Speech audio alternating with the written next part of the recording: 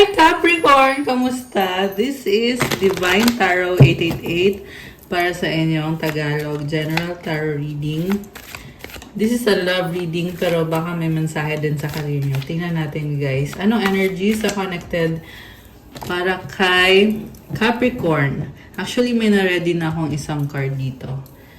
So, general love reading, pwedeng mag-resonate o hindi. Hindi po ito para sa lahat, konti lang po ang makaka-resonate dahil napaka-specific po ng message. So, diretso na tayo sa reading. Okay, so ito na nga yung niready kong card kanina, Nine of Wands. Pagod ka na Capricorn, ginawa mo lahat. Ginawa mo yung best mo. Daming nangyari dito and may mga obstacles. Pero nakikita ko sa'yo matapang ka, palaban ka. Pero kailangan mo din ipahinga yung sarili mo. Nasa sitwasyon ka na ginawa mo na lahat eh. So wala ka nang kailangan gawin pa. And I feel like ito yung sitwasyon na binitawan mo na lang kasi nakita mo na hindi naman pabor sa'yo or hindi naman talaga nag-work out itong connection na to. Okay, we also have here King of Swords and the Fool. So,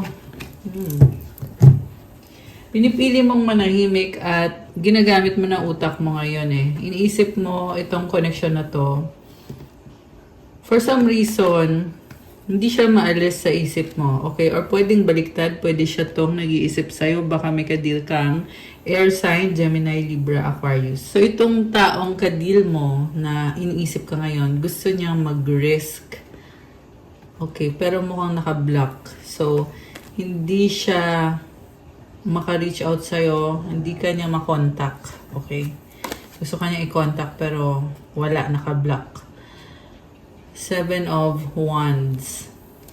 Ayaw niyang sumuko eh. Gusto niya ipaglaban kahit pakiramdam niya wala naman siyang maipapatunayan sa'yo. Wala siyang mapapatunayan. I see someone na defensive. So, nagkamali siya sa'yo at hindi niya maamin yung mga kasalanan niya. Kaya siya tahimik at defensive na lang. Ganun na lang yung pwede niyang gawin. Six of Cups. Namimiss ka. Oh my gosh. Sobra kang namimiss. Ang dami niyong memories. So, kung ikaw ay nalat go mo na tong taong to dahil pagod ka na, siya naman dito, nakikita ko, iniisip ka na aalala ka niya. Five of Swords. Feeling niya, gusto niya kasi siya yung may control eh. Pero feel niya dito na talo siya. Okay? The Hermit. So, mukhang pinili mong mapag-isa. Okay guys, may lumalabas din dito na may kadil siyang third party situation at kinokontrol siya nitong third party na to. Merong energy ng bata. So, siguro immature yung kumokontrol sa kanya. Pwede din to may anak sila nitong taong to. And, yan yung dahilan kung bakit hindi kayo nagkatuluyan. 144 angel numbers on the screen. Hindi kayo nagkatuluyan itong taong to. Broken-hearted ngayon itong third party dito. Okay? So siguro alam niya yung tungkol sa inyo. Kaya broken-hearted itong third party na to. Okay. So parang ano to eh. Ikaw, umiwas ka sa taong to kasi alam mong may third party. Samantala, itong third party dito, hindi naman din siya masaya. Kasi nga, alam niya na merong ibang minamahal itong taong to.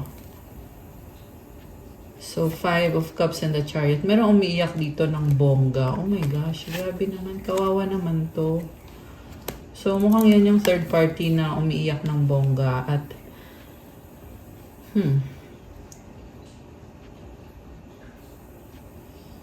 sobrang emotional yung nakikita ko. Meron ding energy dito ng water sign, Cancer, Pisces, Scorpio, lalo na yung energy ng Cancer. So, yung person mo, sobra siyang litong-lito at gusto niya magkaayos kayo, pero na-realize niya na mukhang katapusan na or ending na with this Ten of Swords.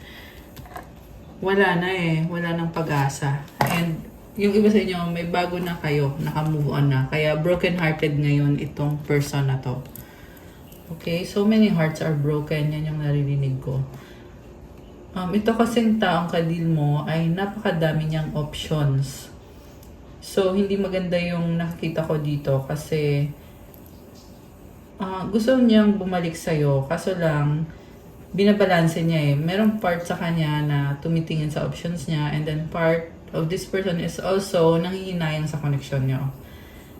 Pero, ang nakita ko kasi hindi umuusad yung buhay niya kasi ang dami niyang burden. Okay, with this Ten of Swords and may sugatan dito. So, ano tong nasa bottom of the deck? The Moon. Oh my gosh, hindi ka pa rin maalis sa isip nitong taong to. Okay? Ang lakas na energy ng Cancer, baka kadil mo ay Cancer or someone na malakas ang intuition. Malakas din ngayon yung water sign. Actually, marami din dito fire sign, Aries, Sagittarius, air sign, Gemini, Libra, Aquarius, water sign, Cancer, Pisces, Scorpio. Konti lang yung yung earth sign. Pero merong Virgo dito. And nasa Virgo season pa rin tayo ngayon, guys. Kaya ayan. Yung iba sa inyo, kadin nyo Virgo. Yung iba sa inyo naman, meron yan sa chart nyo. Okay, so tingnan natin. Saan patungo itong connection na to ni Cancer? Okay. Ace of Rods. Bagong simula. Okay. Merong magkakaayos or gustong makipag-ayos. Okay. Page of Swords. Kaso ang daming, tingnan mo, may 3 babae oh. Daming gumugulo sa kanya. 7 of Pentacles. Oh my gosh. Alam mo, ang narinig ko dito sa taong to is ano siya. Alam mo yung lust, full of lust and walang commitment. Ganun yung energy nitong taong to, guys. Kaya hindi healthy. Although nakikita ko naman din sa kanya na parang kasi gusto kanya eh. Iisip niya dito na mag-invest sa relationship niyo kasi gusto niyang mag-reconcile at ready na daw siya. Hinahanap-hanap ka niya, sinustok ka niya. And, okay, mukhang single to ngayon kaya may lumalabas na mga options. Okay, so saan papunta itong sitwasyon na to? So, yung mga options na yan, tinitingnan niya ngayon yung mga options. Ace of Swords. Ayun, sabi ko na eh. Gusto niya makipag-ayos. Meron din dito gumagamit ng yung dating apps. Yeah. Meron siyang ganon. So, feeling single siya. 8 of Pentacles and the Death card. Nagkaroon ng ending sa trabaho. And, okay, naghahanap ng trabaho. Ace of Cups. Ayan, may nagbukas na bagong opportunity. So, ang daming ace dito sa reading na to. I feel like ikaw din to na you are being practical and pinipili mong mag-isa, mag-focus sa trabaho mo, sa sarili mo kasi ang dami mong responsibilidad. And I'm hearing for some of you guys, parang nagbakasyon siguro kayo na may naiwan kang trabaho na kailangan mong asikasuhin ngayon. At nabibisi ka ngayon.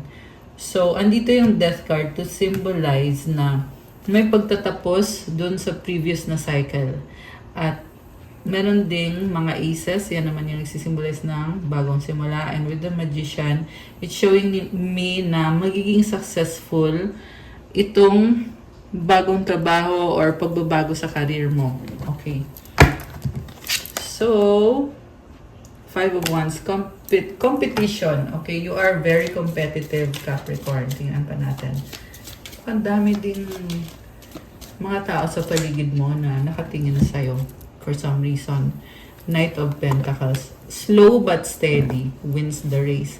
Try again, ang sabi dito. Patience, temperance, balance, the sun. Wow! New beginning for you! So, may success sa work mo. Yung nga lang feeling mo dito, kailangan mo talagang mag-focus. Ibuhos mo talaga yung time mo. Nakikita kong mabibisi ka, pero masaya ka sa ginagawa mo. You are gaining clarity. Okay. Ano pinaka-outcome for Capricorn? Dito sa career.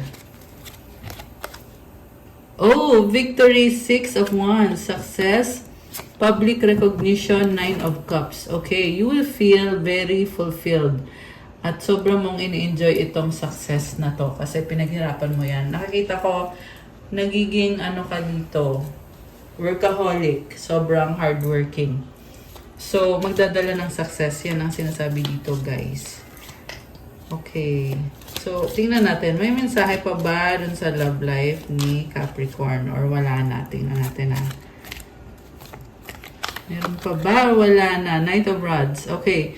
Merong gustong lumapit sa'yo kasi gusto ka nitong taon to. Pero natatakot siya. Para siyang pabalik-balik eh. Inobserbahan ka niya. And naghihintay ng tamang moment. Ano to? Sobra tong attracted sa'yo. Okay? Knight of Rods. Fire sign. Alis si Sagittarius. Yung nga lang mahihain din. So, baka mainip ka dito. Pero, once na binigyan mo to ng chance, magtutuloy-tuloy yan. So, nasa sayo na yun. Ikaw magdedesisyon dito kung bibigyan mo siya ng chance.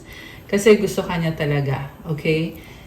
Yun nga lang, mag-ingat ka sa taong to. Kasi nakikita ko din dito, guys, na oo, naghihintay siya ng moment right now to connect sa'yo. Pero, ang tanong kasi niyan, pag nagkaroon na ng connection sa inyo, kasi pwede tong the same person, pwede din tong bagong person. Okay? Pero more on, the same person yung nakikita ko na naghihintay. So, pag nagkaroon ng reconnection sa inyo, baka matakot siya. Or baka mawala siya bigla. Kasi Knight lang to eh. So, si Knight kasi, very passionate yan. Pero at the same time, hindi siya ganun ka-steady. Hindi siya ganun ka-mature. Ayan, guys. So, yun yung nakikita ko dito eh. Hindi siya ganun ka-mature. So, one more card about this Knight of Rods. Kung ano bang intention nito kay Capricorn. 3, oh my gosh. Hinintay ka niya, hindi siya mapakali. Oh my gosh, King of Rods. Alam mo, nagkakaroon na din siya ng maturity. Mukhang dati iniisip nito na gusto niya ng isang, alam mo yun, sexual na connection. Pero ngayon lumalabas dito na talagang nag-e-effort na siya. Nagkakaroon na din siya ng maturity kasi naging king na siya dito, King of Rods. So, yeah, sabi dito, from Knight, magiging, or naging King of Rods na siya. So, ibig sabihin, pag nahirapan to lalo, magmamature siya. Okay? Pero pag naging madali para sa kanya na magkaroon ng access sa'yo or madaling bumalik sa buhay mo, then magiging immature yung ipapakita niya sa'yo. Okay, 9 of Swords. Ayan, hindi mapakali eh. Isip ng isip sa'yo. Very passionate. Talagang hinihintay na lang niya yung go signal mo. Kumbaga, hinihintay na lang niya sabihin mo na go na. Go na, bumalik ka na sa buhay ko. Tapos, ayun na, kikilos na. Ayan ang sabi dito, guys. Okay, anong outcome dito sa connection na to ni Capricorn? Anong outcome? The world. Oh my gosh, may magta-travel. Alam mo, nakikita ko dito sa totoo lang, ending na to eh. Ending na. So, kung magkakaroon man ng reconnection sa inyo, iba na, hindi na to kagaya ng dati. So, ito, may masasaktan kasi sinasabi dito, kailangan ka niya. Oh. Alam mo, merong pangangailangan sa kaperahan, Capricorn, pero sa dulo, makukuha mo yung success. Okay, nakikita ko ulit dito, something na merong nawala sa'yo financially, pero ibinalik. At sa dulo, merong justice. Grabe, ang ganda naman. Alam mo, grabe, hindi basta-basta yung pinagdaanan mo. So, may energy ng Aquarius, the Star, merong Libra, Justice. Okay? So, sabi lang dito, be strong kasi makukuha mo itong Wheel of Fortune. Success is on the way. So, siguro ngayon, nafe-feel mo na kailangan mong baguhin yung buhay mo. Kailangan mong ayusin yung buhay mo. Pero ang sinasabi dito, there will be a very powerful change na mangyayari, lalo na sa career mo. And you will be very successful. Grabe, ang ganda naman. Okay. So, mensahe galing sa person mo. Person na ka-deal mo. Tingnan natin. Why do I deserve someone like you? Okay. So, alam niya na magkaiba kayo ng level. People don't believe in me. Don't treat me the way you do. I don't deserve it. I can't come to you now. Okay. Alam mo, nakikita ko dito sa taong to is nawalan siya ng confidence sa sarili niya nung nakilala ka niya. Kasi nakikita niya na sobrang taas ng standards mo. And gusto niya ayusin yung sarili niya. Kaya sabi dito, I can't come to you now. Kasi feel niya na wala siyang napatunayan sa sarili niya.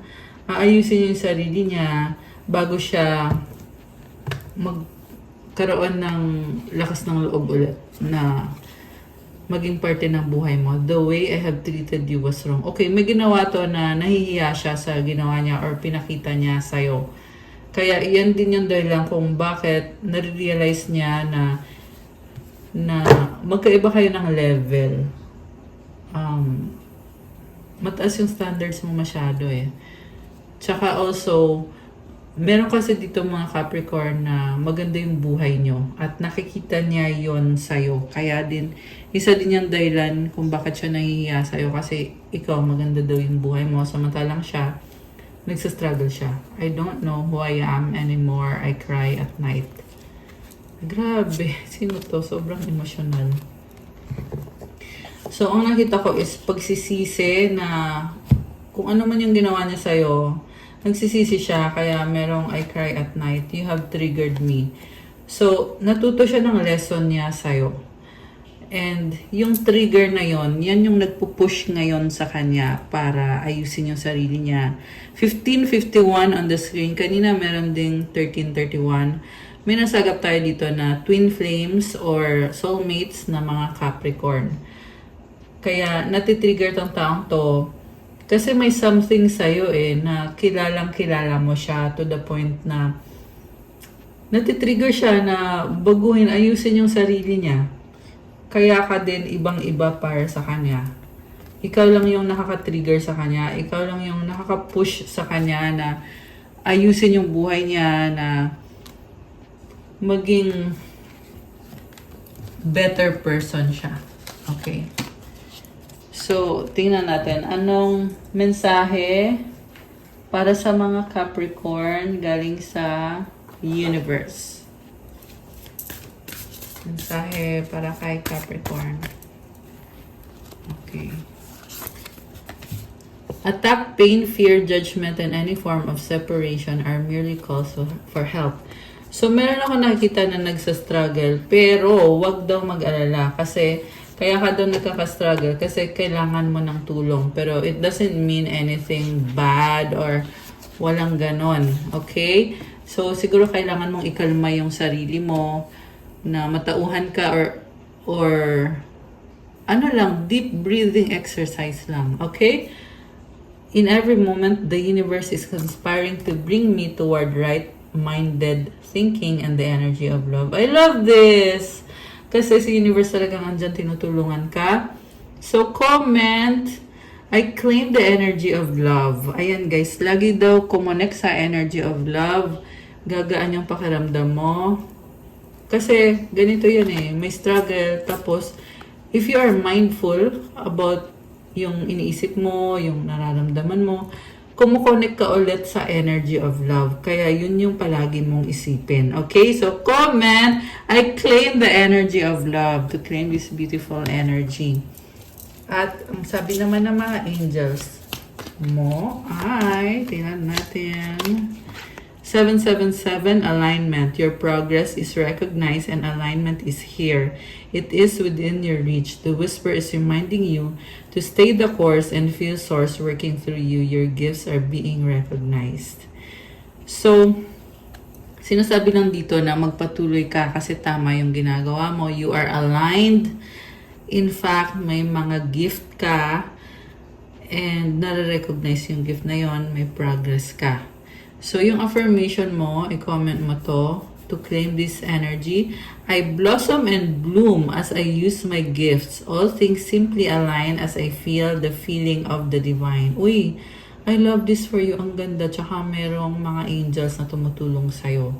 So, comment, I blossom and bloom as I use my gifts. All things simply align as I feel the feeling of the divine. Wow, guys.